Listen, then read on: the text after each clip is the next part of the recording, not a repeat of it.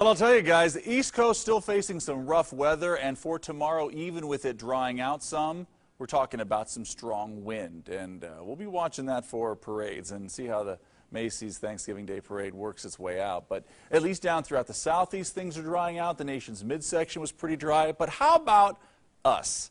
Well, that low doesn't look like at this point that it's going to be holding together very well. No, if anything, it looks like dry weather now will prevail, and probably for Black Friday as well, as most of the rain stays offshore. I know it seems hard to believe. It will increase the surf. We will keep some of the cloud cover in, and maybe in some of the higher elevations or areas to our north might ring out a shower, but we're not talking about anything major at this point. That's a big flip-flop from what started.